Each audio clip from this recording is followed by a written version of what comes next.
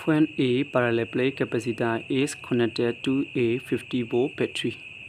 capacitor တစ်လုံးကို50 volt battery နဲ့ဆက်လိုက်တယ်အဲ့တော့50 volt ဒီဖွေတန်ဖိုးကိုပေးထားတယ်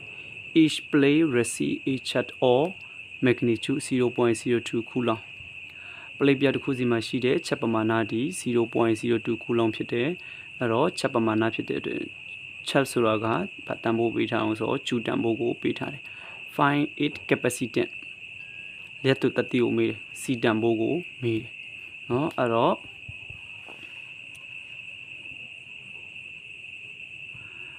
ပွေတန်ဖိုးပေးထားတယ်ဂျူတန်ဖိုးပေးထားတယ်စီတန်ဖိုးကိုမေးတယ်အဲ့တော့ c equal to ဂျူပိုင်ပွေအဲ့တော့ဂျူတန်ဖိုး 0.002 ပွေနေရာမှာ15 calculator နေလိုက်ရင် 4 and 2 10 power minus 5 farad အဲ့တော့ micro ပြောင်းခြင်းလို့ micro ပြောင်းခြင်းတဲ့အတွက်ကြောင့်မို့လို့ 4 ဆိုရင်ဒီနောက်မှာရှိတဲ့ဓာတ်သမကိုအနောက်ကိုဒီနောက်မှာရှိတဲ့ဓာတ်သမကိုဒီနောက်ကိုတနည်းရွှေ့လိုက်တာအဲ့တော့ဒီနားမှာ0တစ်လုံးပို့လာမယ်အဲ့တော့0ဖြစ်မယ်ဓာတ်သမကိုညာဘက်ကိုရွှေ့ရင်ဘာထွက်လာအောင်ဆို40 into 10 power minus 1 ရဲ့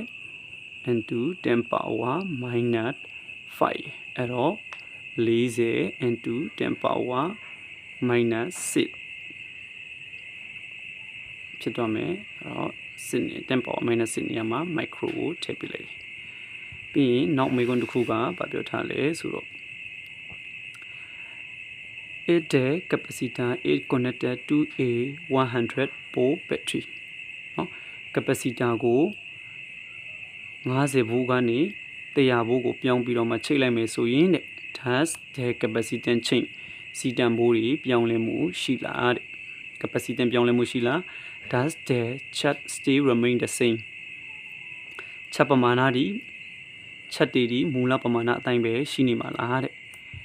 အဲ့တော့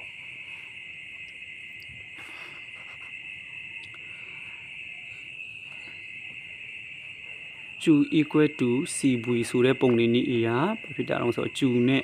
ဘွေနဲ့ဒီတိုက်ရရဲ့အချို့ချနေတယ်အဲ့တော့ဘွေတန်ဖိုးတွေဒီ50ဘိုးကနေ100ဘိုးကိုပြောင်းသွားတယ်ဆိုရင်ဘာတန်ဖိုးတွေလည်းပြောင်းမှာအောင်ဆိုတော့ဂျူတန်ဖိုးတွေလည်းပြောင်းလဲမှုရှိမယ်ဒါပေမဲ့စီတန်ဖိုးကတော့ပြောင်းလဲမှာမဟုတ်ဘူးအဲ့တော့ auto voltage is increased to